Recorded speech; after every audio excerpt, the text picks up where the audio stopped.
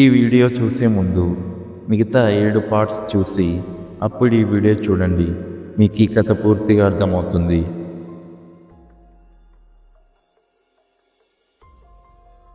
ఒళ్ళు దలజరిస్తూ ఉలిక్కిపడి నిద్రలేచింది క్లైర్. తనకు మునుపెన్నడూ అటువంటి కల రాకపోవడంతో ఒక భయానక అనుభూతిని అనుభవించింది. ఆ క్షణం క్లైర్కు చెమటలు పట్టించాయి. ఊపిరి కూడా సరిగ్గా ఆడటం లేదు. మెల్లగా ఆ స్థితి నుంచి కోలుకుంది. కొద్ది క్షణాలకు మంచం దిగి వంటింట్లోకి వెళ్ళి మంచినీరు త్రాగి తిరిగి వచ్చి మంచం మీద కూర్చుంది. అర్ధరాత్రి 2 గంటల సమయం. ఒక పీడకలను తన నిద్రను చెరపడంతో దానిని మర్చిపోయి 10 రోజుల క్రితం బయటకు ఊరికి వెళ్ళిన తన భర్తతో గురించి ఆలోచించడం మొదలుపెట్టింది. ముఖంలో చిన్న చిరునవ్వు. 10 రోజుల నుండి చూడని తన భర్త తెల్లవారేసరికి వస్తుందనే ఆనందం. పైగా పెళ్లి రోజు అవడంతో వారి మధ్య మధుర క్షణాలను ఆలోచించుకుంటూ తిరిగి మరలా పడుకొని కళ్ళు మూసుకుంది. తెల్లవారుజామునే లేచిన పనులంతా పూర్తి చేసుకొని భర్త రాక కోసం క్లైర్ ఎదురు చూస్తూ ఉంది. ఇంతలో డోర్ బెల్ మోగింది.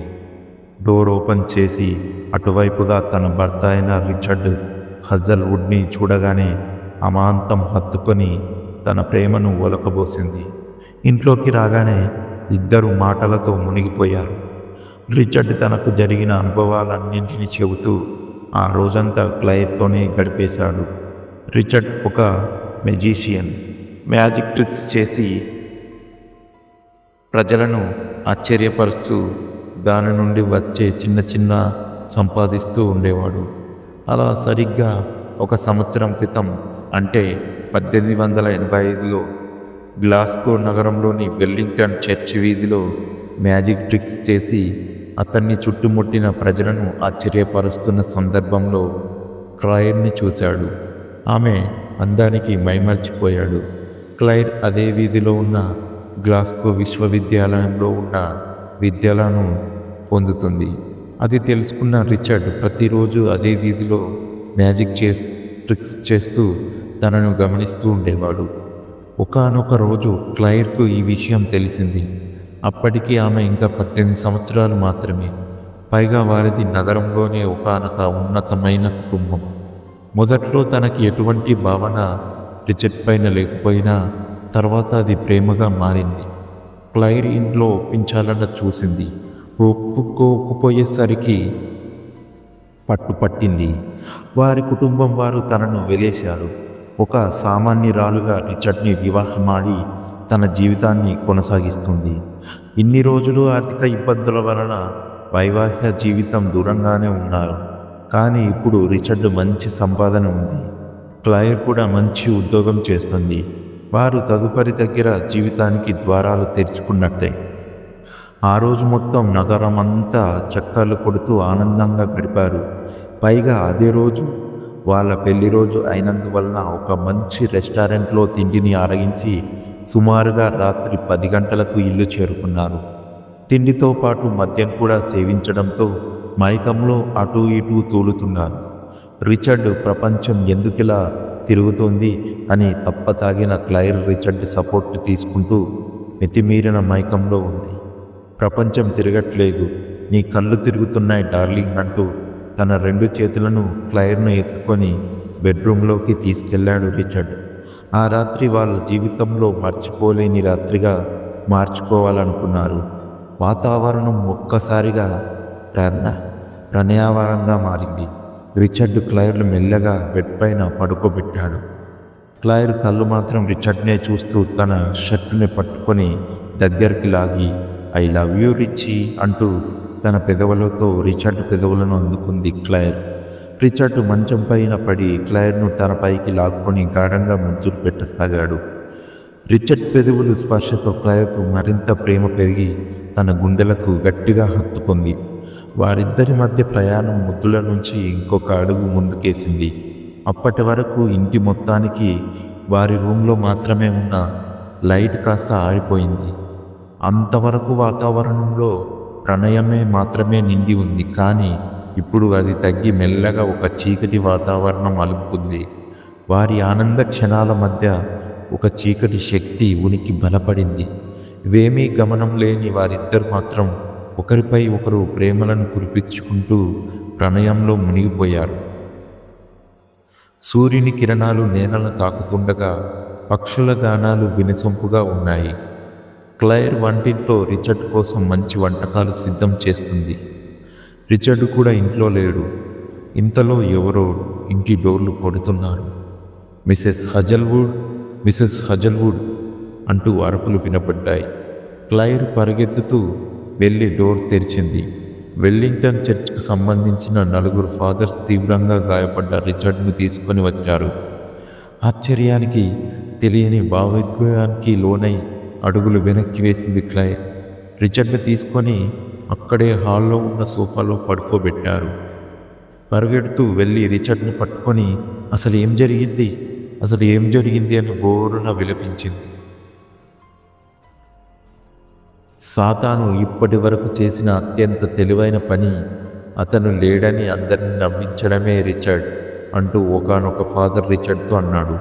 కాదు ఫాదర్, సాతాను చేసిన అత్యంత తెలివైన పని దేవుడికి ఒక ప్రత్యామ్నాయం ఉందని, ఆ ప్రత్యామ్నాయం కూడా తనే అని నమ్మించడం అంటూ బదిలిచ్చాడు రిచర్డ్. మిగతా ఫాదర్లు సందిగ్ధంలో ఒకరి ముఖాలు ఒకరు చూసుకున్నారు. రిచర్డ్ ఛాతి నుంచి రక్తం విలవిలా కారుతుంది. మీరేం మాట్లాడుతున్నారు? అసలు ఏం జరిగింది రిచర్డ్కి అని బాధతో అడిగింది క్లైర్. నేను తనను ఒంటరిగా మాట్లాడాలి ఫాదర్ అని రిచర్డ్ కోరగా అందుకు అందరూ బయటకు వెళ్ళారు. రిచర్డ్ క్లైర్తో మాట్లాడడం మొదలుపెట్టాడు. నన్ను క్షమించు క్లైర్, ఎన్నో ఇబ్బందుల మధ్య నిన్ను వదిలేసి వెళ్ళిపోతున్నాను. చీకటి శక్తుల నుండి ప్రపంచాన్ని కాపాడాలనే ఉద్దేశంతో నిన్ను నిర్లక్ష్యం చేశాను. కానీ ఆ ప్రతికూల శక్తి చూపు నీపైన పడుతుందని అస్సలు ఊహించలేదంటూ గాయాల నొప్పి పెరగడంతో తన ఎడమ చేతిని తీసి గాయం పైన ఒత్తి పట్టుకున్నాడు. క్లైర్ తన ఎడమ చేతిలో దైవప్రభు శిలను చూసింది. ఇలా ఎందుకు మాట్లాడుతున్నావు రిచి? ఇవి మామూలు గాయాలే అంటూ సర్ది చెప్పింది. ఒక చిన్న నవ్వుతో రిచర్డ్ తన మాటలను కొనసాగించాడు. ఇది మామూలు గాయాలు కాదు క్లైర్, సాతాను దాడి. సాతానా అని ఆశ్చర్యకరంగా అడిగింది క్లైర్. సాతాను ఒక ప్రతికూల శక్తి. ఈ లోకంలో మొత్తం తన ఆధీనంలో ఉంచాలనుకుంటుంది. సాతాను ఒక జీవిగా అవతరించిన మరుక్షణం ఈ లోకాన్ని శాసించే శక్తి తనకి వస్తుంది. ఆ శక్తిని ఆపాలని ప్రయత్నంలో స్వయంగా నేనే ఆ దారిని సాతానుకు చూపించాను. దైవదూతలు సాతాను మర్మాన్ని తెలుసుకోవడానికి ఒక అమానుష వేటను ప్రారంభించారు. ఆ వేటను కొనసాగిస్తుండగా సాతాను నన్ను ఆక్రమించుకున్నాడు. నా నుండి అంటూ తన నోరు మూగబోయింది. చెప్పు రిచి, నీ నుండి అని ఆసక్తికరంగా అడిగింది క్లైర్. రిచర్డ్ తన చెయ్యిని క్లైర్ గర్భంపై వేస్తూ కన్నీళ్లు పెట్టుకున్నాడు. విషయం అర్థమైన క్లైర్ సందిగ్ధంలో మాటలు రావడం లేదు.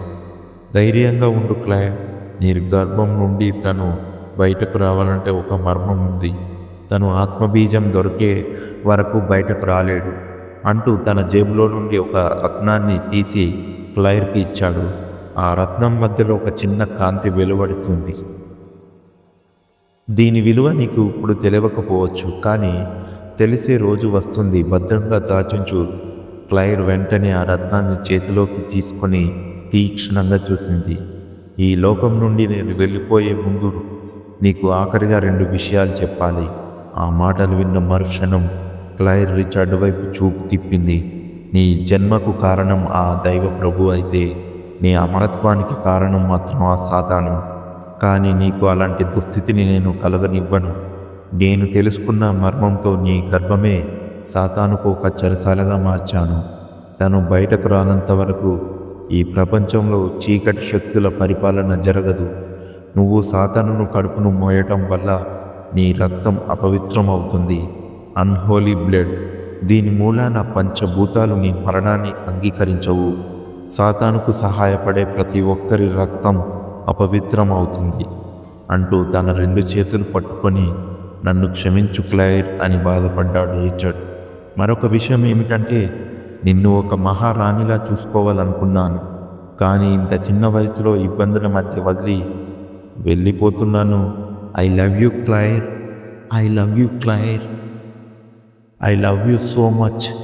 తన బాధను చూస్తుంటే క్లైర్ గుండెల్లో కత్తులు దించినంత బాధ. ఈ ప్రపంచాన్ని ఆక్రమించుకున్న తర్వాత ప్రపంచాన్నే ఒక మాయలా సృష్టించాలనేది సాతాను అభిప్రాయం. మాయా మాయా మాయా మాయ. అలా జరగనివ్వకు క్లైర్. సాతాను మాయలో పడకు. అంతేకాదు, ఇప్పుడున్న నా మాయ నుండి కూడా బయటకు రా క్లైర్. నిద్రలే, నిద్రలే అని గట్టిగా అరుపులు వినపడటంతో ఉలిక్కిపడి నిద్రలేచింది క్లైర్. అటు ఇటు చూసింది. పక్కనే ఉన్న గడియారంలో 2 గంటలు అని చూపిస్తుంది. సరిగ్గా రిచర్డ్ ప్రయాణంతో మునిగి తేలిన 4 గంటల తర్వాత ఇలా ఒక విచిత్రమైన కల రావడం తనకు రెండోసారి. ఆ 2 కలల యొక్క అంతర్యం ఏమిటో అర్థం కాలేదు, కానీ కలలు మాత్రం బాగా గుర్తుండిపోయాయి. ఎంతసేపటికి మనసు కుదురుతపడలేదు. తన పక్కనే పరుపుపై ఉన్న రిచర్డు లానని తన చేయిని తీపింది. కలలో రిచర్డు ఇచ్చిన ఆ రత్నాన్ని తన చేతిలో చూసుకొని భయంతో కూడిన ఆశ్చర్యంలో ఉండిపోయింది. అసలు తన చేతిలోకి ఆ రత్నం ఎలా వచ్చింది? ఎంతసేపటికి అర్థం కాలేదు. వెంటనే రిచర్డ్ను నిద్రలేపాలి ప్రయత్నించింది. అసలు బ్రతికుంటేగా పైకి లేపడానికి. సాతాను దాడికి రిచర్డ్ చనిపోయి 2 గంటలవుతుంది. సాతాను రిచర్డ్ సహాయంతో క్లైర్ గర్భం చేరాడు. ఆ విషయం తెలియని క్లైర్ చాలాసేపు ప్రయత్నించింది. ఎన్నో విధాలుగా తన భర్తను బ్రతికించుకోవాలని చూసింది, కానీ చివరకు బాధ మాత్రమే కన్నీళ్లుగా మిగిలాయి. తన క్షోభ భరించలేనిది. తన భర్త శవాన్ని పట్టుకుని రాత్రంతా విలపిస్తూనే ఉండిపోయింది. మరుసటి రోజే రిచర్డ్ చివరి క్రియలు జరిగిపోయాయి. క్లైర్కు ఆ క్రియలు జరుగుతున్న చోటికి అనుమతి లేకపోయింది. రిచర్డ్ ఒక మర్మయోగిలా క్రైస్తవ దేవాలయాల కోసం ప్రతికూల శక్తి యొక్క అమానుష వేటలో పాల్గొన్నాడని క్లైర్కు మునుపెన్నడూ తెలియదు. తనకు మొదటి కల వచ్చిన అనంతరం కలలో మర్మయోగి రిచర్డే అని గ్రహించలేకపోయింది. తన కలలో ఎవరో కనిపించిన నిజ జీవితంలో ఆ సన్నివేశాలు రిచర్డ్కు జరిగాయి. క్లైర్ యొక్క గర్భం సంగతి ఒక రిచర్డ్కు తప్ప ఎవ్వరికీ తెలియదు. చనిపోయే ముందు రిచర్డ్ కలలో చెప్పిన మాటలు క్లైర్ను భయానికి గురి చేశాయి. వారిద్దరి ప్రేమ ఒక బిడ్డకు జన్మనిస్తుందనుకుంది, కానీ సాతాను ఒక జీవిగా మారుస్తుందని మాత్రం క్లైర్ ఎప్పుడూ ఊహించలేదు.